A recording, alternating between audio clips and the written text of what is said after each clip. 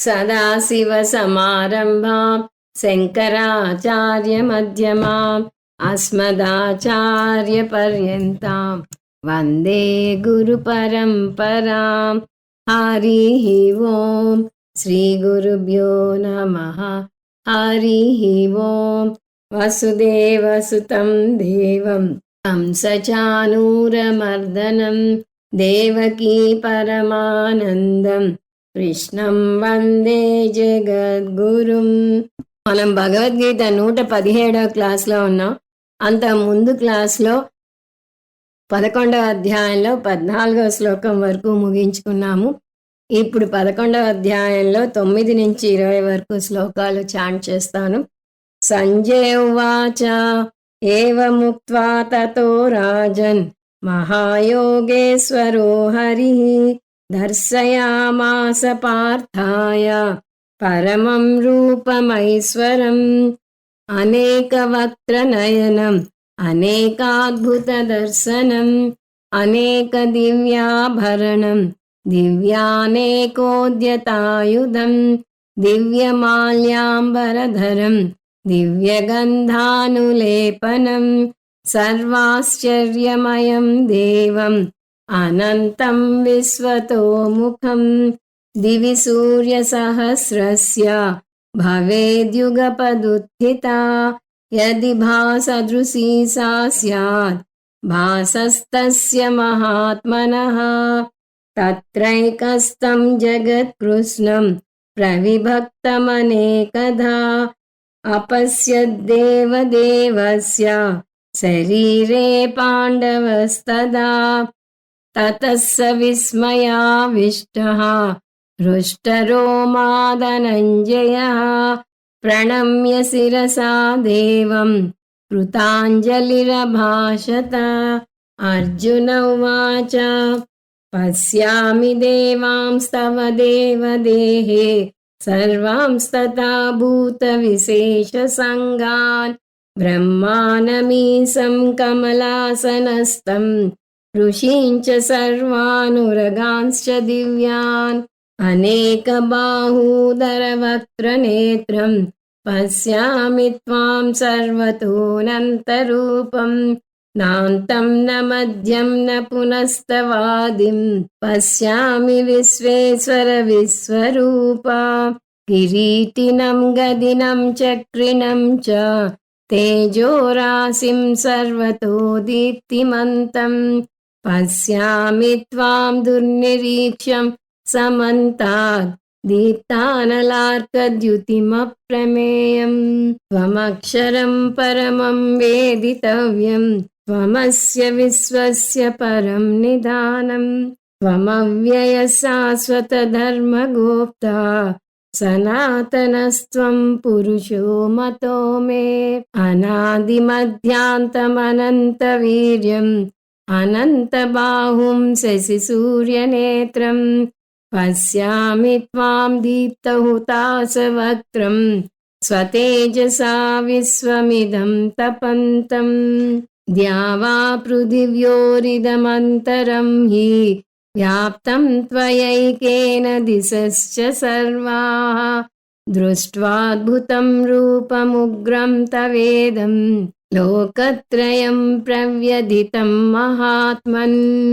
11వ అధ్యాయాన్ని ప్రధానంగా 7 భాగాలుగా విభజించవచ్చు అని చూస్తూ వస్తున్నాము.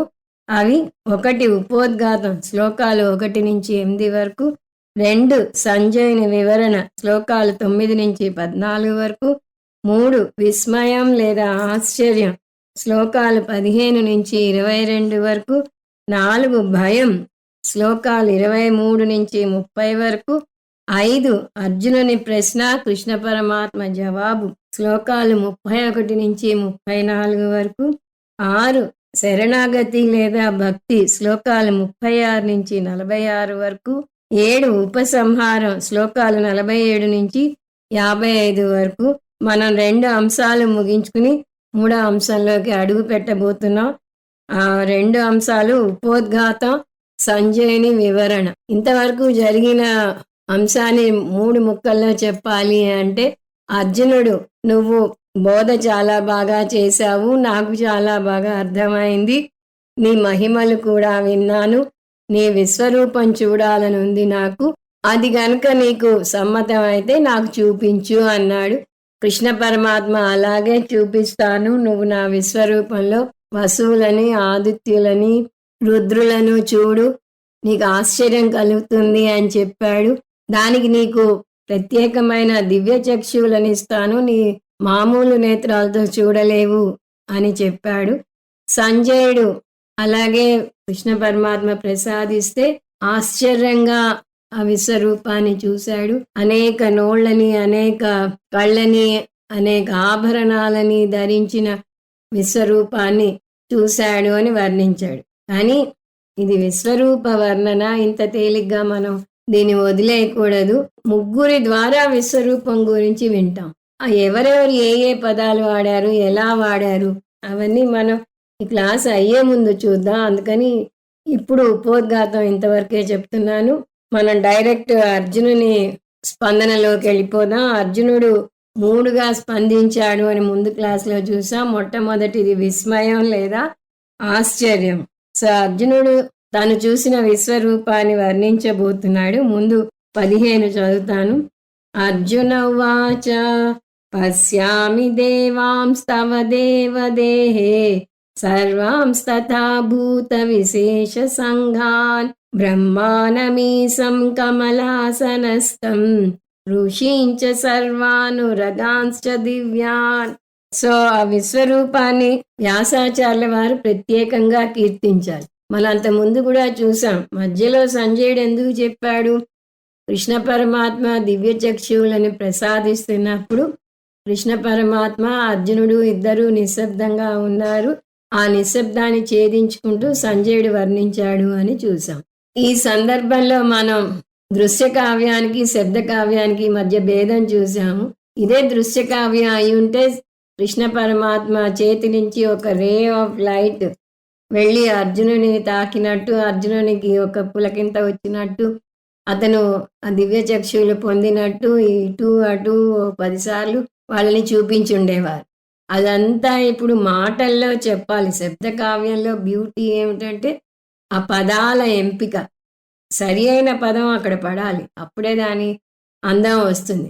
అదంతా సంజయుని మాటల ద్వారా వ్యాసాచార్యుల వారు వివరించాలి. అది సంజయుడు 3rd పర్సన్గా వివరిస్తున్నాడు. సంజయుడు కూడా విశ్వరూప దర్శనం చేసుకున్నాడు, కానీ అర్జునునికి ఆయన విశ్వరూప దర్శనం చెప్తున్నాడు. అర్జునుని స్పందన గురించి చెప్తున్నాడు. అందువల్ల అతను చెప్పింది టూకీగా ఉంది, కొన్ని అడ్జెక్టివ్స్తో సరిపోయింది. కానీ ఇప్పుడు అర్జునుడు స్వయంగా చూశాడు. స్పందన తను స్వయంగా చూపించాలి. ఆశ్చర్యం పొందాడు. అదంతా అతని మాటల్లో వెలిబుచ్చాలి. అది ఎలా చేయాలి అంటే మాటల్లోనే అని చూసాం. అందువల్ల వ్యాసాచార్యుల వారు ఏం చేస్తున్నారంటే ఇక్కడి నుంచి తను వాడుతున్న ఛందస్సుని మార్చారు. ఇంతవరకు అనుష్ఠుప్ ఛందస్సులో చూసాం, ఇప్పుడు ఛందస్సుని మార్చారు. పూర్వం ఈ లిఖిత రూపంగా ఉండేది కాదు. ఇప్పుడంటే మనకి పుస్తకాలు వచ్చే, మన భగవద్గీత పుస్తకం నిండా సైడ్ హెడ్డింగ్స్ ఉన్నాయి, మధ్యలో బోల్డ్గా కొటేషన్స్ ఉన్నాయి. ఇంపార్టెంట్ పాయింట్ మీరు మర్చిపోకూడనిది, వదలకూడనిది కూడా బోల్డ్లో వచ్చింది. అవి మాత్రం చదువుకున్నా మీకు మెయిన్ పాయింట్ వచ్చేస్తుంది. పూర్వం అలా లిఖిత రూపంగా ఉండటం లేదు. అలాంటప్పుడు వ్యాసాచార్యుల వారు తన పదాలలోనే, తన కంపోజిషన్లోనే అది చూపించాలి. అందువల్ల ఇక్కడ మనకి ఛందస్సు మారటం చూస్తాం. దీని రాగం కూడా వేరేగా చేస్తున్నాం. సో ఆయన అర్జునునిలోని ఆశ్చర్యాన్ని బాగా వెలిబుచ్చారు. ఇప్పుడు అర్జునునిలో మొదటి స్పందన చూస్తున్నాం. అది శ్లోకాలు 15 నుంచి 22 వరకు. అది విస్మయం లేదా ఆశ్చర్యం. నిజానికి సరిగా చూస్తే మనకు కూడా ప్రపంచం ఆశ్చర్యకరంగానే ఉంటుంది. మన ఆలోచనలని పక్కన పెట్టి ప్రపంచాన్ని ఉన్నదున్నట్టు చూడగలిగితే, అంటే ఈశ్వర సృష్టిగా ప్రపంచాన్ని చూడగలిగితే దాని ఆనందాన్ని బాగా ఆస్వాదించగలం. కానీ ఈశ్వర సృష్టిని మనం జీవ సృష్టి చేస్తున్నాం. జీవ సృష్టి అంటే ఏమిటి? మనకున్న రాగద్వేషాలను ప్రపంచం మీద రుద్దుతున్నాం, మనకున్న కామక్రోధాలను ప్రపంచం మీద రుద్దుతున్నాం, మనకున్న అహంకార మమకారాలను ప్రపంచం మీద రుద్దుతున్నాం. అదెలా? ఒక చిన్న ఉదాహరణ చూడండి. ఉదాహరణకి మన ఇంట్లో ఒక పెద్ద కార్యక్రమం పెద్ద పెట్టున ఏర్పాటు చేశాం. ఈ మధ్య కాలంలో వానలు లేవు. అందువల్ల చక్కగా ఆరు బయట ఏర్పాటు చేసుకున్నాం. చల్లని గాలొస్తుంది, ఓపెన్ ఎయిర్ బావుంటుంది అని. కానీ ఆ రోజు హఠాత్తుగా అనుకోకుండా వాన కురవటం మొదలుపెట్టింది. నిజానికి మామూలుగా ఆలోచిస్తే ఈ వాన కోసమే ఎప్పటినుంచో అల్లాడిపోతున్నాం. కురవాల్సిన సమయంలో కురవలేదు. కానీ ఆ రోజు వాన కురిసేసరికి మనం ఆస్వాదించలేకపోతున్నాం. రాక రాక ఇవాళే రావాలా? రేపు రావచ్చు కదా! ఈ వాన అని తిట్టుకుంటాం కూడా. అంటే అప్పుడు ఏమైంది? భగవంతుని సృష్టిలోని ఒక అద్భుతాన్ని అద్భుతంగా చూడలేకపోతున్నాం. ఎందుకంటే మన భావాలను సృష్టి మీద ఆపాదిస్తున్నాము. ఇలా జీవ సృష్టితో చూడటం వల్ల విశ్వరూప దర్శనంలోని అందాన్ని ఆస్వాదించలేం. ఇప్పుడు అర్జునుడు దివ్య చక్షువులతో చూశాడు అంటే ఏమిటి అర్థం? ఆ జీవ దృష్టి తొలగింది. ఈశ్వర సృష్టిని ఉన్నదాని ఉన్నట్టు చూడగలుగుతున్నాడు. అంటే మీరు అడగచ్చు, ప్రపంచం ఎక్కడ చూసినా హింసాకాండలు చెలరేగిపోతున్నాయి, అయినా కూడా ప్రపంచం అద్భుతంగా ఉందంటారా అంటే అవును, అయినా కూడా జగత్తు అద్భుతంగా ఉంది అంటాం. ఎందుకు ఈ ప్రశ్న మీరు అడిగింది? దేని గురించి? జగత్తులో పంచభూతాల్లోని పృథివిని మాత్రమే చూస్తున్నారు. అది కూడా పృథివిలో ఒక భాగాన్ని. నేలను, జలచరాలున్నాయి, కొంతమంది మనుషులున్నారు, పక్షులున్నాయి, వేరే జీవరాశులున్నాయి. సో రాక్షస ప్రవృత్తి ఉన్న మనుషులను కొంతమందిని చూసి మీరు ఇదే ప్రపంచం అనుకుంటున్నారు. విశ్వం మొత్తాన్ని చూస్తే అందులో మీరు చెప్పే ఈ రాక్షస కృత్యాలు, ఒక చిన్న దోమకాటు ఎంత బాధ వేస్తుందో అంత బాధ వేస్తుంది అంతే. ఈ భూలోకం మొత్తం నాశనమైనా సరే మొత్తం విశ్వంలో అది ఒక చిన్న ఇసుక రేణువు లాంటిది. మనం శాస్త్రజ్ఞుని ఆర్టికల్ చూసాం. అందులో ఏమన్నాడు? మొత్తం విశ్వాన్ని ఒక లంబరేఖలో కొన్ని ఇసుక రేణువులుగా తీసుకుంటే ఒక్కొక్క ఇసుక రేణువు ఒక గ్యాలక్సీ ఆఫ్ స్టార్స్ అన్నాడు. అందులో ఈ భూమండలం, అందులో ఒక మూల జరిగే హింసాకాండ ఎంత ఉంటుంది? చాలా తక్కువ. అందువల్ల ఒకవేళ ప్రపంచ యుద్ధమే అయి చాలా మంది మరణించినా కూడా అది అద్భుతాన్ని ఏమీ నాశనం చేయలేదు. అది చాలా చిన్నదిగా మనం తీసుకోవాలి. సో మీరు చూస్తున్నది కొంచెం రాక్షస గుణం ఉన్న కొద్ది మంది గురించి. వచ్చిన చిక్కు ఏంటంటే మన వార్తాపత్రికలు, మన టీవీ ఛానల్స్ వాటిని హైలైట్ చేస్తాయి. ఒక చిన్న యాక్సిడెంట్ అయితేనో, ఎవరినో పొడిచి చంపితేనో అది ఆ రోజంతా ఆ ఛానల్లో చూపిస్తారు. ఓ బస్సు మునిగిపోతే అది రోజంతా చూపిస్తారు. ఎన్నో మంచి విషయాలు అవుతున్నాయి, ఎన్నో అద్భుతాలు అవుతున్నాయి, వాటిని చూపించరు. వాటి గురించి వాళ్ళకి పట్టదు. చాలా మందికి ఆ విషయాలు తెలియని కూడా తెలియదు. అందువల్ల ఆ అద్భుతాల గురించి మనం ఆలోచించాలి, ఈ రాక్షస కాండ గురించి కాదు. ఇలా మనం దీనిలోనే లీనమైతే విశ్వరూప దర్శనం చేయలేము. విశ్వరూప దర్శనం చేస్తే ప్రపంచ యుద్ధం కూడా చిన్న గుండు సూదితో గుచ్చినంత బాధే కలిగిస్తుంది. అందువల్ల జగత్తుని జీవ సృష్టిగా చూడకండి, ఈశ్వర సృష్టిగా చూడటం నేర్చుకోండి. అంటే మీరు చూసే సబ్జెక్టివ్ వ్యూ వదిలేసి భగవంతుడు సృష్టించిన దాన్ని సృష్టించినట్టు చూడండి, ఉన్నది ఉన్నట్టుగా చూడండి. ఎవరన్నా ఒక మంచి పని చేసినా కూడా చాలా మంది వాళ్ళ కోణంలోంచి చూసి ఇదేదో వెస్టెడ్ ఇంట్రెస్ట్తో చేస్తున్నాడు అంటారు. అంటే ఏదో ప్రతిఫలం ఆశించి మంచితనం చూపిస్తున్నాడు తప్పితే నిజంగా ఇతను మంచివాడు కాదు అనుకుంటారు. ఎందుకంటే వాళ్ళు మంచివాళ్ళు కాదు కాబట్టి ప్రపంచంలో ఎవరిని వాళ్ళు మంచివాళ్ళుగా ఊహించలేరు. అలా కాకుండా మీరు వస్తువుని వస్తువుగా చూస్తే అప్పుడు వాటి అద్భుతాలు తెలుస్తాయి. అర్జునునికి ఈశ్వర సృష్టి దర్శనం కలిగింది. అందువల్లే అతను ఆశ్చర్యంలో మునిగిపోతాడు. ఈ ఆశ్చర్యాన్ని 15 నుంచి 22 శ్లోకాల వరకు ప్రకటిస్తాడు. మనకి నచ్చేవి మామూలుగా ఏమిటి అంటే చాలా పెద్ద వస్తువులు, అవి అద్భుతంగా అనిపిస్తాయి. అందువల్లనే ఆకాశం, సముద్రం, పర్వతం, జలపాతాలు మనని ఎక్కువగా ఆకర్షిస్తాయి. నయగరా జలపాతం కోసం ప్రత్యేకించి వెళ్తారు అమెరికా వెళ్ళిన వాళ్ళు. మనం కూడా ఎవరైనా అమెరికా వెళ్ళారనగానే అడిగే మొట్టమొదటి ప్రశ్న, నయాగరా జలపాతం చూసారా? ఏం జలపాతం ఎరగమా మనం? నీరు చూడలేదా? మన దేశంలో జలపాతాలు లేవా? అయినా అంత అద్భుతంగా అది ఎందుకు కనిపిస్తోంది అంటే, జలపాతాలన్నింటిలోకి అది చాలా పెద్దదిగా ఉంది కాబట్టి దాన్ని 2-3 కోణాల్లో చూడొచ్చు అని చెప్తాడు. అందువల్ల చూసాము అంటే మళ్ళీ నెక్స్ట్ ప్రశ్న, ఎలా వెళ్ళారు? హెలికాప్టర్‌లో వెళ్ళారా? షిప్‌లో వెళ్ళారా? ఎలా వెళ్ళి చూశారు? అని అడుగుతాం. ఎందుకంటే అది మనకి అద్భుతమైన విషయం కాబట్టి. ఒక్క నయగరా ఫాల్స్ గురించి ఇంత మాట్లాడుతున్నామంటే, మొత్తం విశ్వరూప దర్శనం అయితే అది ఎంత అద్భుతంగా ఉంటుందో ప్రత్యేకించి చెప్పాలా? ఈ నేపథ్యంతో ఈ అర్జునుని స్పందన చూద్దాం. దేవతవ దేహే దేవాన్ పశ్యామి. దేవ ముందు సంబోధనలోనే మార్పు వచ్చింది.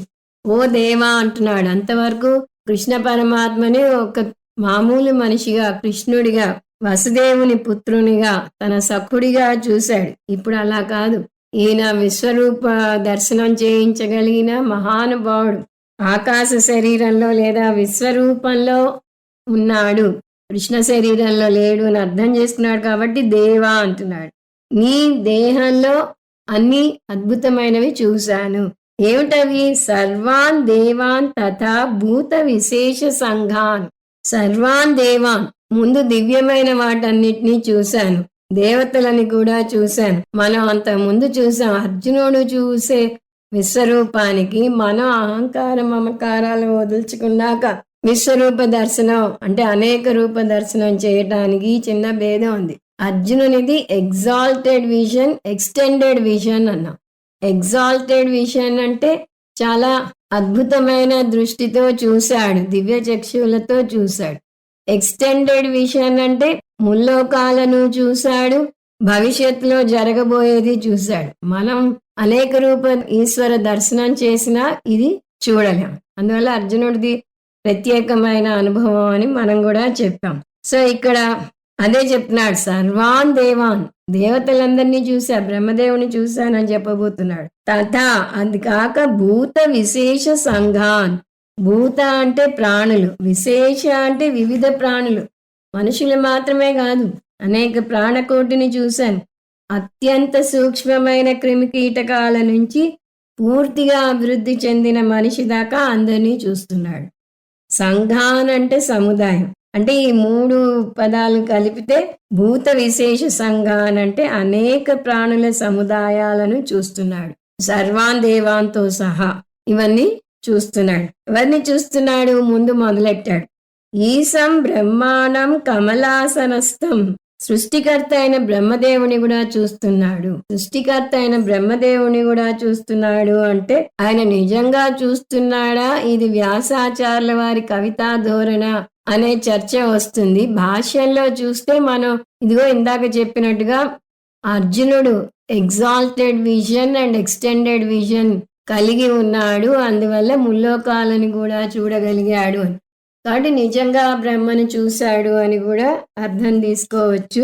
ఎందుకు బ్రహ్మదేవుని అలా వర్ణించాడు అంటే పురాణాల్లో విష్ణుమూర్తి నాభి నుంచి కలువ పువ్వు మీద బ్రహ్మదేవుడు వచ్చినట్టుగా చిత్రీకరిస్తారు. విష్ణుమూర్తి సమష్టి కారణ శరీరానికి ప్రతీక అయితే, కలువ పువ్వు సమష్టి సూక్ష్మ శరీరానికి ప్రతీక అయితే, బ్రహ్మదేవుడు సమష్టి సూక్ష్మ శరీర ప్రతిబింబిత చైతన్యానికి ప్రతీక. ఈ సంపదం బ్రహ్మకు వాడిన విశేషం, ఈశ్వరుడని కాదు ఇక్కడ ఉద్దేశం. ఈశం బ్రహ్మ అంటే బ్రహ్మదేవుడు. ఇక్కడ ఈశం అంటే కమలనాభుడు అయిన బ్రహ్మదేవుడు. సర్వాన్ ఋషీంచ దివ్యాన్, దేవలోకాలకు చెందిన ఋషులందరినీ చూస్తున్నాను. ఉరగాంచ, సర్పాలను కూడా చూస్తున్నాడు. సో వాసుకి, అనంతుడు వంటి సర్పాలను కూడా చూస్తున్నాడు. ఇందాకే మనం ఇది డిస్కస్ చేసాం. అర్జునుడు ఇవన్నీ చూశాడు అంటే నిజంగా చూశాడా అంటే భూలోక, భూవర్లోక, సువర్లోకాలను కూడా చూశాడా, ఊర్ధ్వలోకాలను చూశాడా అంటే చెప్పాను కదా, భాష్యంలో చూసినప్పుడు నిజంగానే చూశాడు అని కూడా వస్తుంది. ఇక్కడ మనం ఇదంతా విశ్వరూపం అంటే నిజంగా అక్షరాల చూడటం కాదు, ఆ ఎక్స్టెండెడ్ విజన్ అని చూస్తున్నాం కాబట్టి అదంతా వ్యాసాచార్యుల వారి కవితా ధోరణిగా అర్థం చేసుకోవచ్చు. విశ్వరూప దర్శనాన్ని వ్యాసాచార్యుల వారు కవితా శైలిలో వర్ణిస్తున్నారు అని చెప్పవచ్చు. కవితా శైలి అని ఎలా చెప్పగలరు? ఆ లోకాలను చూశాడు అని అనుకోవచ్చు కదా అని మీకంటే, తర్వాత వచ్చే శ్లోకాలను చూస్తే కవితా శైలి తెలుస్తుంది. అక్కడ ఏమన్నాడు? భీష్మ, ద్రోణ, కర్ణులు అందరూ భగవంతుని నోట్లోకి వేగంగా వెళ్ళిపోతున్నారు అన్నాడు. భగవంతుని పళ్ళ కింద నలిగి నుజ్జు నుజ్జైపోతున్నారు అని వర్ణిస్తున్నాడు. ఇది నిజమా? కవితా ధోరణ. నిజం అంటే ఇది ఎప్పుడవుతున్నది? విశ్వరూప దర్శనం కురుక్షేత్ర యుద్ధం అవ్వకముందు, యుద్ధం ప్రారంభించక ముందే కృష్ణ పరమాత్మ నోళ్లలోకి భీష్మ, ద్రోణ, కర్ణులు, తక్కిన సైనికులు, తక్కిన యోధులు అందరూ వెళ్ళిపోతే ఇంకా అర్జునుడు ఎవరితో యుద్ధం చేస్తాడు? మనం మహాభారతంలో నేర్చుకున్నది ఏమిటి? అర్జునుడే వీళ్ళందరినీ చంపాడు. కృష్ణ పరమాత్మ ఆయుధం చేత పట్టను, నీకు రథసారథిగా మాత్రమే వస్తాను అన్నాడు. అందువల్ల అర్జునుడే చంపాడు అని మనకి తెలుసు. మీరంతా విశ్వరూప ఈశ్వరంలోకి ప్రవేశిస్తున్నారు అంటే దాన్ని ఏమంటాం? కవి యొక్క కవితా శైలి అని అర్థం చేసుకోవాలి. అంటే జరగబోయేది, ఇందాక చెప్పాను కదా ఎక్స్టెండెడ్ విజన్ అని, జరగబోయేది కూడా చూపిస్తున్నాడు. నువ్వు నిమిత్త మాత్రుడివి అర్జున అని చెప్తాడు కృష్ణ పరమాత్మే. నేను ఆల్రెడీ వాళ్ళని చంపేశాను, నువ్వు ఊరికే వారిని చంపాలి, నువ్వు ఒక ఇన్స్ట్రుమెంట్, నీ ద్వారా వాళ్ళకి చావు రాసి పెట్టింది అంతే అని చెప్తాడు. అది అక్కడ మనం ఇంకా వివరంగా నిమిత్త మాత్రుడి యొక్క పదం వివరణ చాలా లోతుగా విశ్లేషిస్తాము. ఇప్పుడు మనం అర్థం చేసుకోవాల్సింది, అర్జునుడు ఇవి చూశాడంటే నిజంగా లిటరల్గా అక్షరాల వాళ్ళు వెళ్ళి ఆ విశ్వరూపం నోళ్లలో చిక్కుకోలేదు. ముందు మనం చెప్పింది ఏమిటి? అసలు విశ్వరూపం అంటే ఒక వ్యక్తి రూపంలో లేడు అని. అలాంటప్పుడు ఒక వ్యక్తి రూపంలో లేకపోతే వీళ్ళు అక్షరాల ఎలా వెళ్ళి ఆ నోళ్లలో ఇరుక్కుంటారు? అది సాధ్యం కాదు. పైగా వాళ్ళు అలా అక్షరాల వెళ్ళి నుగ్గు అయ్యారే అనుకోండి, అప్పుడు మనకి కురుక్షేత్రం జరిగే అవకాశమే లేదు. కాబట్టి అర్జునుడు ఈ లోకాలను ఈశ్వర శరీరంగా చూశాడు అని అర్థం చేసుకోవాలి.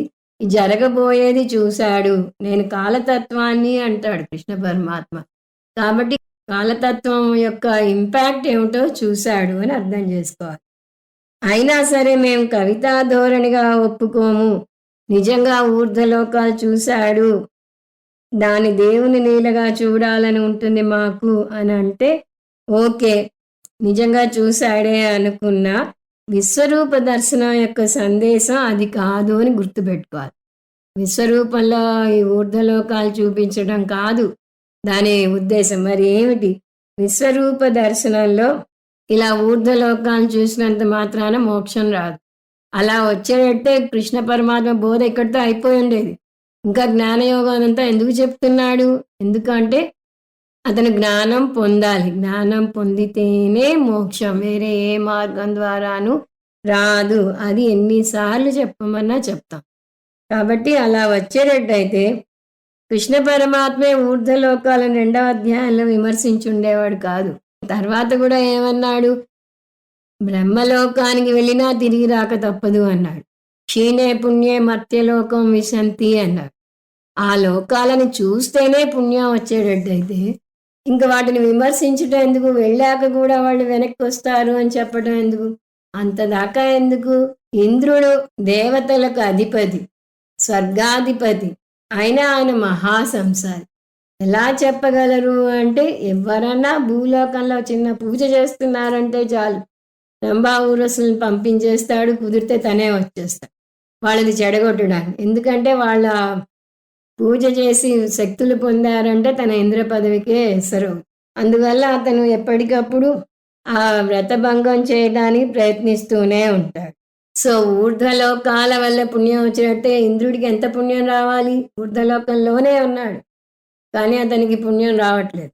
అందువల్ల విశ్వరూప దర్శనంలో ఊర్ధ్వలోకాలను చూడటం కాదు ముఖ్యం.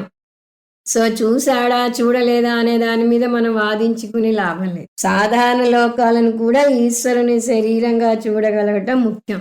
ఇప్పుడు విశ్వరూప దర్శనం అంటే అంతటా ఉన్నాడు. రుద్రంలో చదువుతాం, దొంగల్లో ఉన్నావు నువ్వు, ఆ చెట్లలో ఉన్నావు, ఆకుల్లో ఉన్నావు, వీటిలో ఉన్నావు, వాటిలో ఉన్నావు అని వస్తుంది. బియ్యపు గింజలతో సహా అన్నీ చెప్తారు. అలా అన్నింటిలోనూ ఉన్నావు అని చూడగలగటం.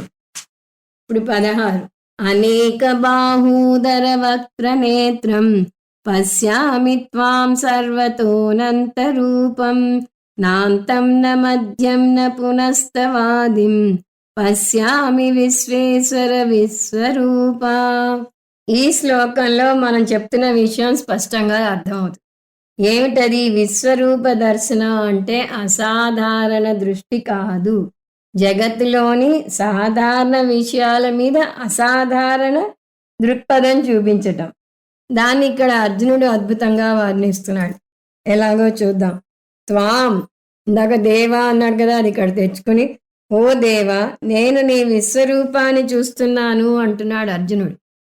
నా విశ్వరూపాన్ని చూడు అని కృష్ణ పరమాత్మ చెప్పాడు. విశ్వరూపాన్ని చూసి ఆశ్చర్యం పొందాడు అని సంజయుడు చెప్పాడు. ఇప్పుడు మళ్ళీ అర్జునుడు కూడా నేను నీ విశ్వరూపాన్ని చూస్తున్నాను అంటున్నాడు. ఆ విశ్వరూపాన్ని అర్జునుడు ఎలా వర్ణిస్తున్నాడు? అనేక బాహూదర వక్త్రనేత్రం. బాహువులంటే చేతులు, అనేక చేతులు, అనేక ఉదరాలు, అనేక ముఖాలు, అనేక నేత్రాలు చూస్తున్నాను. ఈ అనేక పదం ఒక్కొక్క పదానికి విడదీసి చెప్పుకోవాలి.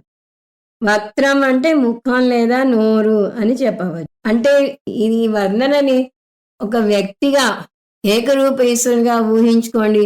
ఒకే దేవుడికి ఒంటి నిండా ముఖాలతో, కళ్ళతో, చేతులతో నిండి ఉంటాడా అంటే అది సాధ్యం కాదు. మరి అలా ఎందుకు చెప్పాడు అంటే అందరి మనుషుల చేతులు, ఉదరాలు, ముఖాలు, కళ్ళు అన్నీ కూడా విశ్వరూప ఈశ్వరుని యొక్క అంగాలు మాత్రమే. మన దృక్పథంలో ఈ మార్పు రావాలి. పశ్యామి త్వాం సర్వతోనంత రూపం. ఓ దేవా నీకు అనంత రూపాలు ఉన్నాయి. కృష్ణ పరమాత్మే చెప్పాడు చాలా ఉంది అని. నీ రూపాలు ఎన్ని చూసినా కంప్లీట్ అవ్వదు, ఎందుకంటే నీకు అనేక రూపాలు ఉన్నాయి. నానా వర్ణాని అని కృష్ణ పరమాత్మే చెప్పాడు, అది మళ్ళీ చెప్తున్నాడు. అవును, నీ నానా వర్ణాన్ని, నానా రూపాన్ని అనంతం. నిజంగా దేవుని సృష్టి ఆలోచిస్తే ఎంత అద్భుతం. మనకి ఒక పాట ఉంది, మనిషికి ఒక తేడా ఉంది, ఆ తేడాలో ఒక పోలిక ఉంది అని. ప్రాథమిక అంశాలు అందరిలో ఒకటే ఉంటాయి. మనిషి ఎక్కడ ఉన్నా సరే ఈర్ష్య, కోపం, కామక్రోధ లోభ మోహ మదమాశ్చర్యాలు అందరికీ ఉంటాయి. రాగద్వేషాలు అందరికీ ఉంటాయి. వాటిలో హెచ్చు తగ్గులు ఉంటాయి, చూపించే దానిలో వేరే ఉంటుంది. సో మెంటాలిటీలో ప్రాథమిక అంశాలు ఒకటే ఉంటాయి, కానీ ఎంత తేడా ఉంటుందో. ఐడెంటికల్ ట్విన్స్ని మీరు చూసినా కూడా వారిద్దరిలోనూ అనేక భేదాలు ఉంటాయి. వేలిముద్రలు ఎందుకు తీసుకుంటారు? ఒకళ్ళ వేలిముద్రలు ఇంకొక వేలిముద్రలా ఉండవు. ఇప్పుడు ఐరిస్ అంటున్నారు, ఈ కనుగుడ్డుది తీస్తున్నారు, అది కూడా ఒకదానికి ఇంకొకళ్ళ దానికి పోలిక ఉండదు. ఒక చెవి ఆకారం చూస్తే ఒక్కలాగా ఉండదు.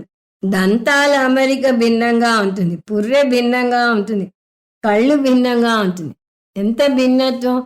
ఇదంతా దేవుడు సృష్టించిన ఆకారంలో, ఆ ప్రవర్తనల్లో కూడా భిన్నంగా ఉంటుంది. జాన్సన్ అనే ఇంగ్లీషు రచయిత చెప్తాడు, ఇద్దరు మగవాళ్ళు ఒకేలా షేవ్ చేసుకోరుట. ఇద్దరు పక్క పక్కన నిల్చుని షేవ్ చేస్తుంటే గమనించండి, ఒకళ్ళు ఒకవైపు నుంచి మొదలెడితే ఇంకొకళ్ళు ఇంకొక వైపు నుంచి మొదలెడతారు. ఒకళ్ళు ఒక పద్ధతిలో చేసుకుంటే ఇంకొకళ్ళు ఇంకొక పద్ధతిలో చేస్తారు.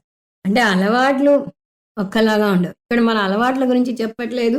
ఆకారం అచ్చుగుద్దినట్టు ఒకేలా ఉన్నారు మీరు అన్నదమ్ములు లేదా తండ్రి కొడుకులు అని అంటాం, జిరాక్స్ కాపీ అంటాం.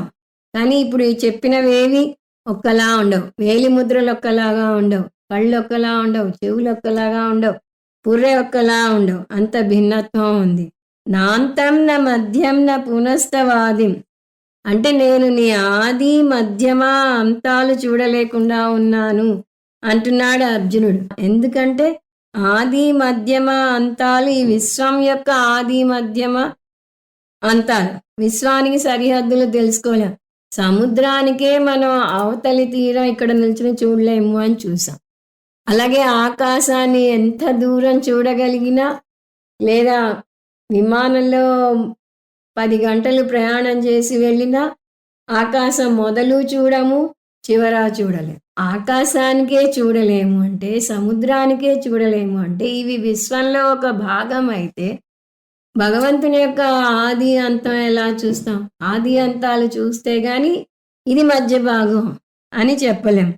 అందువల్ల ఓ దేవా నువ్వు అనంతం అన్నాడు. అంతకుముందు అనంతం అన్నదానికి ఇక్కడ ఎక్స్ప్లెనేషన్. పశ్యామి విశ్వేశ్వర విశ్వరూప. సో విశ్వరూప దర్శన యోగం లేదా విశ్వరూప సందర్శన యోగం అని చెప్తారు ఈ అధ్యాయాన్ని. ఇక్కడ వచ్చింది ఆ మాట, విశ్వరూపం. ఓ విశ్వేశ్వర, విశ్వానికే ఈశ్వరుడివి నువ్వు, అనేక రూప ఈశ్వరుడివి నువ్వు, విశ్వాన్ని శరీరంగా ధరించిన వాడివి నువ్వు అని వర్ణిస్తున్నాడు ఇక్కడ. అటువంటి నీ రూపాన్ని చూశాను అంటే చూడగలిగినంత మేరకు చూశాడు. మొత్తం ఏ టు జెడ్ చూడలేడు. అతను ఎంత మేరకు చూడగలడో అంత మేరకు చూశాడు. విశ్వం ఏవ రూపం శరీరం యస్య. విశ్వరూపం అంటే రాముని రూపం, కృష్ణుని రూపంలాగా ఒక రూపం కాదు. విశ్వరూపం అంటే విశ్వాన్ని శరీరంగా ధరించిన వాడు. విశ్వం ఏవ రూపం శరీరం యస్య. సో విశ్వమే అంటే ఈ జగతే అతనికి రూపం, అదే అతనికి శరీరం. 17 కిరీటినం గదినం చక్రినం చ తేజోరాశిం సర్వతో దీప్తిమంతం పశ్యామి త్వాం దుర్నిరీక్ష్యం సమంతాత్ దీప్తానలార్కద్యుతిమప్రమేయం. సంజయుడు కూడా ఏమన్నాడు? అనేక ఆభరణాలను చూశాడు, అనేక వస్త్రాలను చూశాడు, అనేక కిరీటాలను చూశాడు అని వర్ణించాడు. ఇక్కడ కిరీటాలు, ఆభరణాలు, ఆయుధాలు గురించి ఇక్కడ చెప్తున్నాడు అర్జునుడు. కిరీటినం గదినం చక్రినం చ. చ అంటే అన్ని. కిరీటినం గదినం చక్రినం చ, అనేక కిరీటాలు, గదలు, చక్రాలు చూస్తున్నాను అంటున్నాడు అర్జునుడు. కురుక్షేత్ర యుద్ధంలో ఉన్నది ఎవరు? రాజులు, కిరీటాలు ధరించిన వాళ్ళు, గదలు ధరించిన యోధులు ఉన్నారు. చక్రాలు అంటే ఆయుధాలుగా తీసుకోవాలి. ఎందుకంటే విష్ణు చక్రం కృష్ణ పరమాత్మే వాడుతాడు, మిగతా వాళ్ళు ఆ చక్రాలు వాడరు. కానీ మనం ఆయుధాలుగా వాటిని తీసుకోవచ్చు. సో భగవంతుడు అనేక కిరీటాలు ధరించలేదు. కిరీటాలు ధరించిన అనేక రాజులు భగవంతుడే. సహస్ర శీర్ష పురుష సహస్రాక్ష సహస్రపాత్ అని చూస్తాం. అలాగే అనేక గదలు ధరించిన యోధులను చూస్తున్నాడు, చక్రాయుధాలను చూస్తున్నాడు. తేజోరాశిం, అన్ని ధరించి అంత విశ్వమంతా వ్యాపించిన ఆ రూపం ఎంత కాంతివంతంగా ఉంటుంది. నువ్వు తేజోరాశివిగా ఉన్నావు. నీకు గుర్తుంటే సంజయుడు 1000 సూర్యులు ఒక్కసారి ఉదయిస్తే ఎంత కాంతి వస్తుందో అంత కాంతి ఈ విశ్వరూపంలో ఉంది అన్నాడు. ఆ పోలికని సంభావిత ఉపమా అలంకారం అంటామని చూసాం. అంటే మామూలుగా పోలిక ఎలా ఉంటుంది? మనకు తెలిసిన వస్తువుని చెప్పి తెలియని వస్తువుని వర్ణిస్తాం. కానీ ఆ కొత్త వస్తువుని వర్ణించడానికి తెలిసిన ఉదాహరణలు చాలా. అందుకని హైపర్బోల్ అంటారు ఇంగ్లీష్లో, ఎగ్జాజరేషన్. దాన్ని ఎగ్జాజరేట్ చేసి చెప్పాడు సంజయుడు. అదంతా చెప్పకుండా నీ తేజోరాశి, నువ్వు తేజోరాశివి అంటున్నాడు. అన్ని నక్షత్రాలు భగవంతుడే అయినప్పుడు, ఒక్క నక్షత్రమే ఎంతో కాంతిస్తున్నప్పుడు, అన్ని నక్షత్రాల కాంతిని ఒక్కసారి చూస్తే ఎంత కాంతి ఉంటుంది? నీకంత కాంతి ఉంది అన్నాడు. సర్వతో దీప్తిమంతం, నువ్వు అన్ని వైపులా ప్రకాశిస్తున్నావు అన్నాడు. విశ్వంలోకి వెళ్తే మనకి దిక్కులు తెలియవు. స్వామీజీ ఎప్పుడూ చెప్తుంటారు, సూర్యుడి దగ్గర ఉంటే ఉండలేము, ఉంటే మనకి తూర్పు దిక్కు పడమర దిక్కు అని చెప్పలేము. ఇక్కడ మనం ఏర్పాటు చేసుకున్నాం మన వీలు కోసం. అలాగే చంద్రుడి దగ్గర ఉంటే ఈ పౌర్ణమి వ్రతాలు అవి చేయడానికి కుదరదు. ఆ విధంగా ఇక్కడ భూమి మీద ఉండి దిక్కులు చెప్తున్నాం, సూర్యోదయాన్ని ఆధారంగా తీసుకుని చెప్తున్నాం. కానీ ఇవన్నీ పరిమితి ఉన్న చిన్న మనసు నుంచి వచ్చిన విభజన.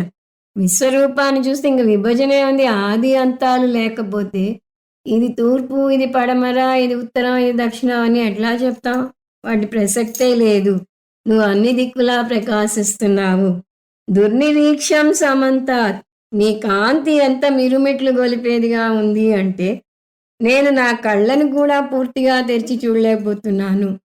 మామూలుగానే చూడండి, మన బయటికి వచ్చి మిట్ట మధ్యాహ్నం ఎండలో కళ్ళు పైకెత్తి సూర్య భగవానుని చూడాలంటే చూడలేం, మనకు తెలియకుండానే కళ్ళు మూసుకుపోతుంది. అలాంటిది 1000 సూర్య భగవానుల కాంతి ఎంత ఉంటుందో అంత కాంతి ఉంది విశ్వరూపంలో అంటే ఆ విశ్వరూపాన్ని ఎలా చూడగలడు? అందువల్ల నేను పూర్తిగా చూడలేకపోతున్నాను. నీ కాంతి అంత మిరుమిట్లు గొలుపుతోంది అన్నాడు. మంచు పర్వతాలను అధిరోహించటానికి వెళ్ళిన పర్వతారోహకులకి అనుభవం ఎదురవుతుంది. అంతటా తెల్లగా మెరుస్తున్న ఈ మంచు మీద సూర్యకిరణాలు పడితే ఆ కాంతి కళ్ళను మిరుమిట్లు గొలిపేదిగా ఉంటుంది. ప్రత్యేకమైన చలవ కళ్ళజోడు పెట్టుకోబోతే కంటి చూపు దెబ్బతినే ప్రమాదం కూడా ఉంది. అంటే ప్రతిబింబ ప్రకాశమే చూడలేకపోతే అంతకు 1000 రెట్లు ప్రకాశవంతమైన విశ్వరూప దర్శనం గురించి చెప్పేదేముంది? స్వామీజీ అమర్నాథ్ యాత్ర చేయించారని ఒకసారి చెప్పాను మీకు. ఆ అమర్నాథ్ యాత్రకి వెళ్లే ముందే శిష్యులందరికీ స్వామీజీ ప్రత్యేకించి చెప్పారు. అక్కడ ఉండేది మంచులింగం, అది ఎప్పుడూ ఉంటుందని హామీ ఇవ్వలేం. ఆ మంచు కరిగిపోతే మీకు అది కనపడకపోవచ్చు, కానీ ప్రయాణమే చాలా అద్భుతంగా ఉంటుంది. ప్రయాణాన్ని ఆస్వాదించండి, విశ్వరూప దర్శనం చేసుకోండి అని చెప్పారు. అయినా అంత సంసిద్ధం చేసినా కూడా చాలా వ్యయప్రయాసలు కోర్చి వెళ్ళాక అక్కడ స్వామీజీ చెప్పినట్టే మంచు కరిగిపోయింది. ఆ మంచులింగం దర్శనం వారికి అవ్వలేదు. దాంతో ఇంత ఖర్చు పెట్టుకుని వచ్చాం, ఇంత శ్రమ కోర్చి వచ్చాం, అన్నపానాదులు లేకుండా వచ్చాం, ఇంత వృధా అయిపోయిందే అని భోరున ఏడ్చిన వారే ఎక్కువ ఉన్నారు. ఎందువల్ల అంటే వారు ఆ విశ్వరూప దర్శనాన్ని చేయలేకపోవటం వల్ల. పైగా ఆ ప్రయాణం గాడిద మీదో గుర్రం మీదో కూర్చుని అవస్థపడి చేయాలి. ఆ వాటి మీద జారి పడతామేమో అని ప్రాణాలు అరచేతిలో పెట్టుకుని వెళ్ళాలి. కానీ ఆ అమర్నాథ్ ప్రయాణమే చాలా అద్భుతంగా ఉంటుంది. అక్కడ విశ్వరూప దర్శనం చేసుకోగలిగితే అణువునా భగవంతుణ్ణి చూడవచ్చు. అందమైన మంచు కొండలు, చుట్టూ ప్రకృతి అన్నింటినీ భగవంతుని తేజస్సుకి చిహ్నాలుగా ఆస్వాదిస్తే భగవంతుడు ఒక్క మంచులింగంలోనే లేడు, అంతటా ఉన్నాడు అని అర్థమవుతుంది. మనకు ఆలయాలు ఎందుకంత మనం తేలిగ్గా వెళ్ళలేని చోట ఉంటాయి, నగరం నడిబొడ్డులో ఉండొచ్చు కదా అంటే భగవంతుడు అంతటా ఉన్నాడు, కొండలో ఉన్నాడు, ప్రకృతిలో ఉన్నాడు, నదిలో ఉన్నాడు అని మనకి చూపించడానికి ఆయన దగ్గరికి వెళ్ళే దోవలో అంతా కూడా భగవద్ దర్శనం చేసుకోవడానికి కోసమే అలా పెట్టారు. అంత ముందు కూడా చెప్పాను, తిరుపతి కొండలు ఒక ఫుల్ వ్యూ చూస్తే ఆ కొండ మీద భగవంతుడు పడుకున్నట్టుగా ఆకారం కనిపిస్తుంది అని కొంతమంది ఫోటోలు తీసి వాట్సాప్లో పంపిస్తూ ఉంటారు. సో ఆ కొండ మీదే ఉన్నాడు భగవంతుడు, ఆ లోపల ఆలయంలో గర్భగుడిలో మాత్రమే లేడు అనేది అర్థం చేసుకోవాలి. సో దీప్తానలార్క ద్యుతిమప్రమేయం, నువ్వు ఎలా ఉన్నావు అంటే బాగా ప్రజ్వలిస్తున్న అగ్నిలాగా, జ్యోతిర్మయుడైన సూర్యునిలాగా ఉన్నావు. నీ రూపం అప్రమేయ రూపం. సో భగవంతుని లక్షణాల్లో మనం చూసేది అప్రమేయం అని. ప్రమాణాలకి అందడు, ప్రమాణాలకి అందేది ప్రమేయం, ఆబ్జెక్ట్. కానీ భగవంతుడు ప్రమాణాలకి అందడు. ఇప్పుడు మనం చూసాం కదా, ఆ చివరి దాకా చూడలేం. అలా ప్రత్యక్ష ప్రమాణానికి, అనుమాన ప్రమాణానికి అందవు నువ్వు అంటున్నాడు. అటువంటి నిన్ను పశ్యామి, చూస్తున్నాను అంటున్నాడు అర్జునుడు.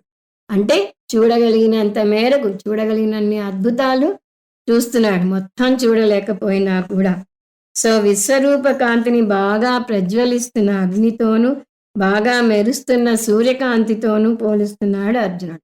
18 త్వమక్షరం పరమం వేదితవ్యం, త్వమస్య విశ్వస్య పరం నిధానం, త్వమవ్యయ శాశ్వత ధర్మగోప్త, సనాతనస్త్వం పురుషో మతో మే. సో కృష్ణ పరమాత్మ మీద ఉన్న గౌరవం అర్జునునికి అంతకంతకు పెరిగిపోతాను. ఆ విశ్వరూపం ఎంత పెద్దదవుతోందో, ఆ విశ్వరూప దర్శనం ఎంత ఎక్కువ చేసుకోగలిగితే అంత ఎక్కువగా అతనికి గౌరవం పెరుగుతోంది. కృష్ణ పరమాత్మ దైవత్వం పెరుగుతోంది అనకూడదు. కృష్ణ పరమాత్మ మీద అర్జునునికి దైవ భావన, పూజ్య భావన పెరుగుతున్నది. ఎందుకంటే మనం ఇందాకే చూసాం, అర్జునునికి కృష్ణుడుగా తెలుసు, వసుదేవ పుత్రునిగా తెలుసు, తన సఖుడిగా తెలుసు. అదే కృష్ణ పరమాత్మ ఇప్పుడు ఒక సమష్టి ప్రపంచంగా నిర్గుణ బ్రహ్మగా కనిపించేసరికి అతనికి ఆశ్చర్యం వేస్తుంది. ఈ శ్లోకంలో మనం కృష్ణ పరమాత్మని నిర్గుణ బ్రహ్మగా సగుణ బ్రహ్మగా రెండింటిగాను చూస్తాం. ఈ రెండు భిన్న రూపాలు కాదు, ప్రకటిత రూపమే సగుణ బ్రహ్మ, పారమార్థిక స్థాయిలో నిర్గుణ బ్రహ్మ అని మనం ఉపనిషత్తుల్లో నేర్చుకుంటాం. అందువల్ల ఇక్కడ రెండు రూపాలకి వర్ణన వస్తున్నది. ప్రళయకాలంలో కృష్ణ పరమాత్మ వటపత్రం మీద తేలుతున్నట్టుగా వర్ణిస్తారు పురాణాల్లో. వటస్య పత్రస్య పుటే శయానం బాలం ముకుందం మనసా స్మరామి. వటపత్రం సమష్టి కారణ శరీరానికి ప్రతీక. సమష్టి కారణ శరీరాన్ని మాయా అని కూడా అంటారు. దాని మీద కృష్ణుడు యోగ నిద్రలో ఉన్నాడు అంటే జగత్తు అవ్యక్తంలో ఉందని అర్థం. అంటే జగత్తు సృష్టి జరిగినప్పుడు వ్యక్తంలోకి వస్తుంది, ప్రళయంలో అవ్యక్తంలోకి వెళ్ళిపోతుంది అని నేర్చుకుంటాం. అందువల్ల విశ్వరూప ఈశ్వరుడు ఏమిటి? అవ్యయం. త్వం అక్షరం, ఈ పదం మనకి అది నిర్గుణ బ్రహ్మను సూచిస్తోంది అని చెప్తుంది. ఇక్కడి నుంచి కొన్ని నిర్గుణ ఈశ్వర లక్షణాలు వస్తున్నాయి. త్వం అక్షరం, నువ్వు అక్షరం బ్రహ్మవి అంటున్నాడు అర్జునుడు. ఈ పదం ఫెమిలియర్గా ఉండి ఉంటుంది ఉపనిషత్తులు నేర్చుకునే వారికి. ముండకోపనిషత్తులో బ్రహ్మను అక్షరం బ్రహ్మ అని చెప్తుంది. ఉపనిషత్తులో ఈ బ్రహ్మకి ఒక్కొక్క దాంట్లో ఒక్కొక్క పేరు వస్తుంది. ఉదాహరణకి ముండకోపనిషత్తులో అక్షరం బ్రహ్మ అంటే, చాందోగ్యోపనిషత్తులో సద్బ్రహ్మ అంటుంది. సదేవ సౌమ్య అని చూస్తాం కాబట్టి సద్బ్రహ్మ. తైత్రీయోపనిషత్తులో సత్యం జ్ఞానం అనంతం బ్రహ్మ అని వర్ణన వస్తుంది. మాండూక్యోపనిషత్తులో తురీయం బ్రహ్మ అని వస్తుంది. అందువల్ల ఇక్కడ అర్జునుడు చెప్తున్న మాట త్వం అక్షరం, నువ్వు అక్షరం బ్రహ్మవి. ముండకంలో పదం ఏమిటి అంటే అథ పరాయయ తదక్షరం అధిగమ్యతే అని వస్తుంది. సో కృష్ణ, నువ్వు విశ్వరూప ఈశ్వరుడి మాత్రమే కాదు, నువ్వు దీనికన్నా అతీతమైన అక్షరం బ్రహ్మవి కూడా. అంటే అనేక రూప ఈశ్వర దర్శనం చేస్తే అతనికి తెలియకుండానే అరూప ఈశ్వర దర్శనం కూడా చేస్తున్నాడు. అనేక రూప ఈశ్వర దర్శనం నుంచి అరూప ఈశ్వర దర్శనానికి రావటం చాలా తేలిక. కృష్ణ పరమాత్మ కూడా చెప్పాడు, మీరు అనేక రూప ఈశ్వర దర్శనానికి వస్తే నేనే మీకు అరూప ఈశ్వర దర్శనం చేయిస్తాను. అంటే మీకు ఆ జ్ఞానం పొందడానికి కావాల్సిన సదుపాయాలన్నీ ఏర్పాటు చేస్తాను, గురువుని ఏర్పాటు చేస్తాను, మీకు చిత్తశుద్ధిని కలగజేస్తాను, అవన్నీ చెప్పాడు. ఇక్కడ అర్జునుడు చెప్పేస్తున్నాడు, నువ్వు అరూప ఈశ్వరుడి కూడా. ఏకరూపేశ్వరునిగా అతనితో స్నేహం ఉంది, ఇప్పుడు అనేక రూపేశ్వరునిగా చూస్తున్నాడు. అరూప ఈశ్వరుని స్థాయికి చెందినవాడు అని అర్థం చేసుకుంటున్నాడు. పరమం అంటే శ్రేష్టం, నువ్వు అవ్యయం, నువ్వు శ్రేష్టం, నువ్వు దేశకాలాతీతం. సర్వవ్యాపకం అంటే దేశ పరిచ్ఛిన్నం లేదు, కాల పరిచ్ఛిన్నం లేదు, వస్తు పరిచ్ఛిన్నం లేదు. కాబట్టి దేశకాల వస్తు పరిచ్ఛేద రహితం అని చెప్పాలి. వేదితవ్యం, మనం నేర్చుకోవాలి అంటే అది నీ గురించే నేర్చుకోవాలి. నిర్గుణ బ్రహ్మ జ్ఞానమే అల్టిమేట్ జ్ఞానం, అది పొంది తీరాలి. నువ్వే పారమార్థిక సత్యానివి, ఆ నిర్గుణ బ్రహ్మ గురించే తెలుసుకోవాలి. కృష్ణ పరమాత్మ కూడా అదే చెప్పాడు, జ్ఞేయం యత్తత్ ప్రవక్ష్యామి యద్ జ్ఞాత్వా అమృతమశ్నుతే. కృష్ణ పరమాత్మే నువ్వు పరబ్రహ్మ గురించి తెలుసుకోవాలి, అది తెలుసుకుంటే మోక్షాన్ని పొందుతావు అని చెప్పాడు. మాండూక్యోపనిషత్తులో స ఆత్మ స విజ్ఞేయ అని వస్తుంది. ఆ ఆత్మ గురించి తెలుసుకోవాలి అని వస్తుంది. అందువల్ల అందరూ నేర్చుకుని తీరాల్సింది నిర్గుణ బ్రహ్మ గురించి. అందువల్ల వేదితవ్యం అంటే నిర్గుణ బ్రహ్మకు రావాలి. నిర్గుణ బ్రహ్మ, తురీయ బ్రహ్మ, జ్ఞేయం బ్రహ్మ, అరూప ఈశ్వరుడు, ఏ పదం వాడినా వీటన్నిటి అర్థాలు ఒకటే. త్వమస్య విశ్వస్య పరం నిధానం, నువ్వే సృష్టి మొత్తానికి అధిష్టానం అన్నాడు. మన ఈశ్వర లక్షణాలు చూసినప్పుడు కొన్ని చూసాం, అందులో అవి సర్వవ్యాపకం, మిథ్యా జగదధిష్టానం. సర్వవ్యాపకం చూసా, ఇప్పుడు మిథ్యా జగదధిష్టానం కూడా అధిష్టానం అంటున్నాడు. నువ్వు మొత్తం సృష్టికే అధిష్టానానివి. విశ్వాధారం గగన సదృశం మేఘవర్ణం శుభాంగం. సో నువ్వే అన్నిటికీ ఆధారం, విశ్వానికి ఆధారం. నిధానం అంటే ఏమిటి? నిధీయతే అస్మిన్ యస్య, అంటే అన్నిటికీ ఏదైతే ఆధారమో అది నిధానం. పరం అంటే అదే అంతిమ ఆధారం. ఆధారం అంటే చాలదా, ఎందుకు అంతిమ ఆధారం అన్నాడు అంటే 2 రకాల ఆధారాలు ఉన్నాయి. ఒకటి సాపేక్షిక ఆధారం, ఇంకొకటి అంతిమ ఆధారం. ఒక పుస్తకాన్ని ఒక బల్ల మీద పెట్టామనుకోండి, ఆ బల్ల ఆ పుస్తకానికి ఆధారం. కానీ బల్ల మళ్ళీ అంతిమ ఆధారం కాదు. బల్ల నేల మీద ఆధారపడి ఉంది. అక్కడ నేల ఉండటం వల్ల దాని మీద పెట్టగలిగాం. కాబట్టి అంతిమ ఆధారం అంటే ఏదైతే అన్నింటికి ఆధారమో దానికి ఏది ఆధారం కాదో అది అంతిమ ఆధారం. ఒక ముక్కలో చెప్పాలి అంటే ఆధారం లేని ఆధారం.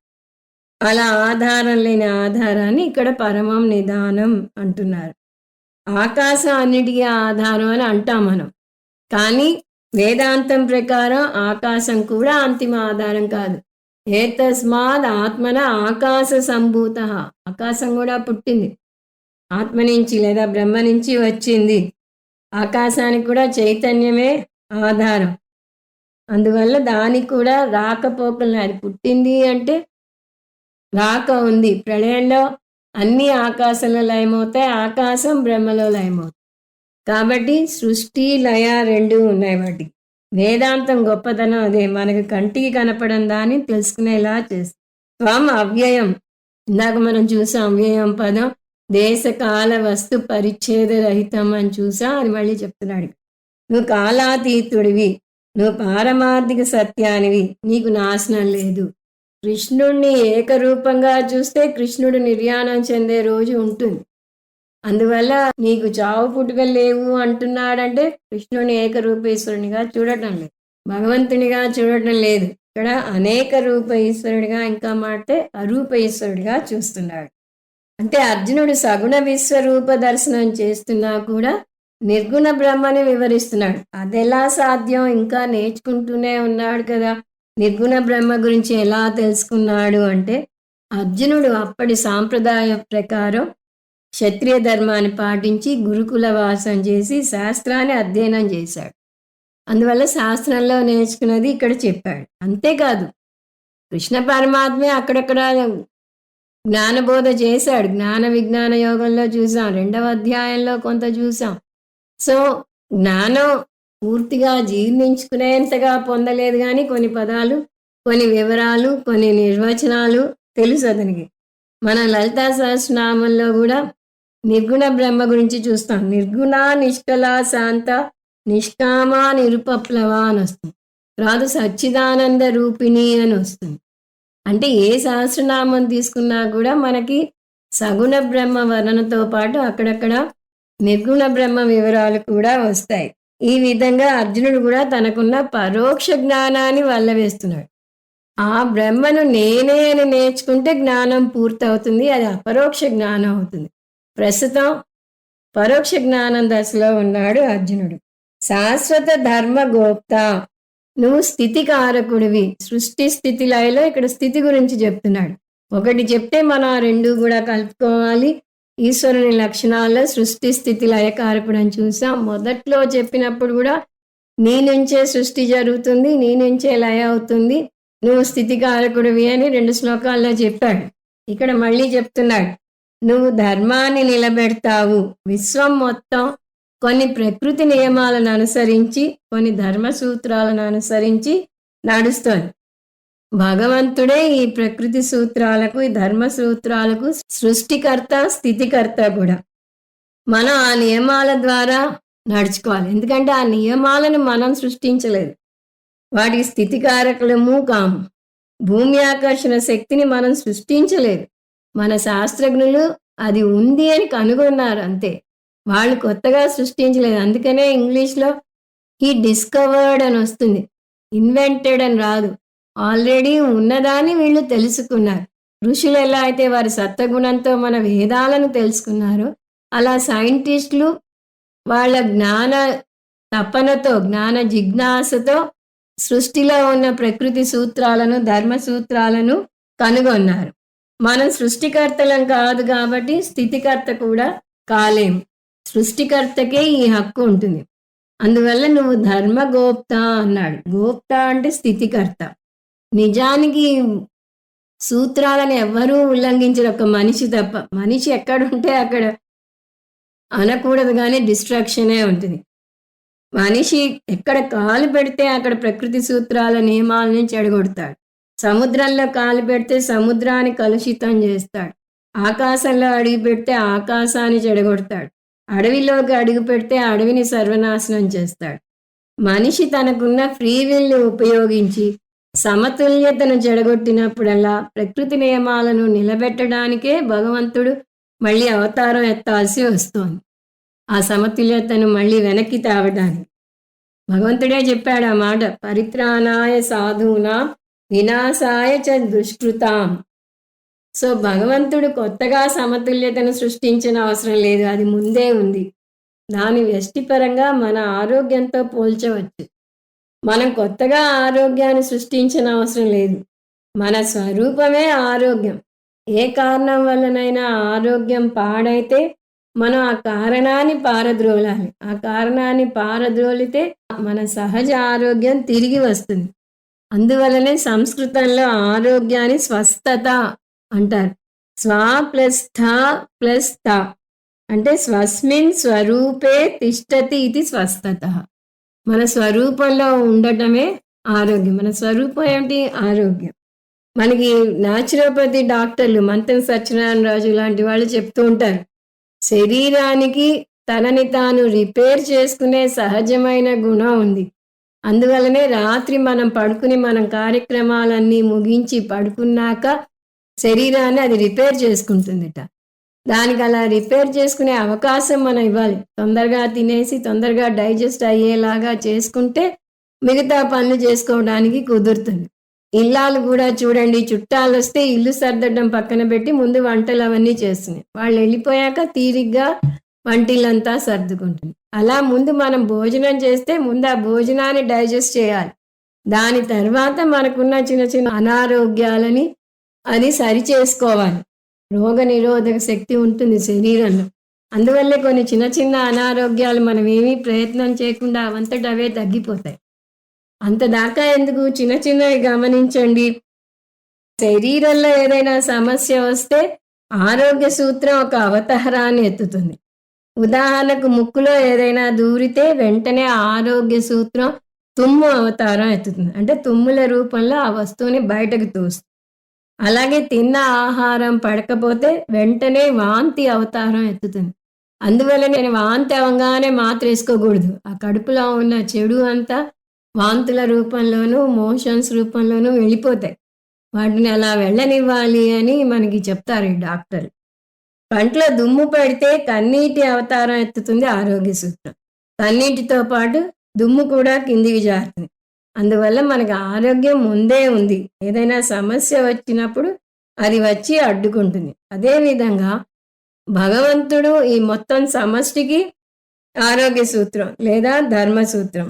మనిషి విశ్వానికి అనారోగ్యం కలగజేసినప్పుడు భగవంతుడు ఇదిగో ఇలా చెప్పినట్టుగా తుమ్ము అవతారమో కన్నీటి అవతారమో వాంతి అవతారమో ఎత్తాల్సి ఉంటుంది. గోప్త అంటే స్థితికర్త, ధర్మ అంటే ధర్మ సూత్రాలు, శాశ్వత అంటే నిత్యం. సో శాశ్వత పదం గోప్తాకు ధర్మకు కూడా విశేషణ పదంగా వాడుకోవాలి. అందువల్ల ఓ భగవంతుడా, నువ్వు శాశ్వత ధర్మాన్ని నిలబెట్టే శాశ్వత స్థితికర్తవు అంటున్నాడు. సనాతన, నువ్వు ఇవాళ కొత్తగా పుట్టలేదు, నువ్వు అనాది, నువ్వు ఎప్పటి నుంచో ఉన్నావు. త్వం పురుష సనాతన యతోమే. సో పురుష అంటే సర్వవ్యాపకమైన బ్రహ్మ. నువ్వు సర్వవ్యాపకం కాబట్టి నువ్వు అంతటా ఉన్నావు. ఆకాశమే నీ శరీరం కాబట్టి నువ్వు అంతటా ఉన్నావు. ఆకాశం లేని ప్రదేశం ఏదైనా చెప్పగలరా? ఈ ప్రదేశంలో ఆకాశం లేదు అంటే రెండు పరస్పర విరుద్ధమైన పదాలు వాడినట్టు అర్థం వస్తుంది. ప్రదేశం అంటేనే ఆకాశం. ఈ ప్రదేశంలో ఆకాశం లేదు అంటే అర్థం లేదు. అందువల్ల ఆకాశం లేని ప్రదేశమే లేదు అంటే భగవంతుడు లేని ప్రదేశం కూడా లేదు. ఒక వ్యక్తి ఒక గోడ మీద భగవంతుడు ఎక్కడా లేడు అని రాసి ఆశ్చర్యార్థకం పెట్టాడు. ఇంకొక వ్యక్తి వచ్చి చిన్న మార్పు చేసి మీనింగ్ మార్చేశాడు. అతనేమన్నాడు, భగవంతుడు ఎక్కడ లేడు అని దాని దిద్ది క్వశ్చన్ మార్క్ పెట్టాడు. ఎక్కడా, డా దీర్ఘాన్ని తీసి ఎక్కడా అన్నాడు. లేడు ఆశ్చర్యార్థకం తీసి క్వశ్చన్ మార్క్ పెట్టాడు. అంటే భగవంతుడు ఎక్కడ లేడు? భగవంతుడు అంతటా ఉన్నాడు. అలాగే ఇంగ్లీష్‌లో కూడా చెప్తారు. God is nowhere. ఒక వ్యక్తి రాస్తే ఇంకొక వ్యక్తి వచ్చి ఆ నోవేర్‌ని విడదీశాడు. గాడ్ ఈజ్ నౌ హియర్ అని పెట్టాడు. ఇప్పుడే ఇక్కడే ఉన్నాడు. ఎక్కడో దూరంగా వెళ్లి వెతకనవసరం లేదు అని చెప్తున్నాడు. సో వాక్యాన్ని ప్రశ్నగా మారిస్తే అంత మీనింగ్ మారిపోయింది. ఎంతో గంభీరమైన మార్పు వచ్చింది. ఎక్కడ చూసినా భగవంతుడే ఉన్నాడు అని అర్థం వస్తుంది. త్వం పురుషో మతోమే, నువ్వు సర్వగత పురుషుడవు, అది నాకు అర్థమైంది అని అర్జునుడు అన్నాడు. ఈ విశ్వరూప దర్శనం గురించి స్పెషల్గా మనం చూడాలి, ప్రత్యేకించి చూడాలి అని అనుకున్నాము. కానీ ఇప్పటికే సమయాభావం అయినందువల్ల వచ్చే క్లాస్లో చూద్దాం. ఓం తత్సత్. సర్వం శ్రీకృష్ణార్పణమస్తు. ఓం పూర్ణమద పూర్ణమిదం పూర్ణాత్ పూర్ణముదచ్యతే పూర్ణస్య పూర్ణమాదాయ పూర్ణమేవావశిష్యతే. ఓం శాంతి శాంతి శాంతి. హరి ఓం. శ్రీ గురుభ్యో నమః. హరి ఓం.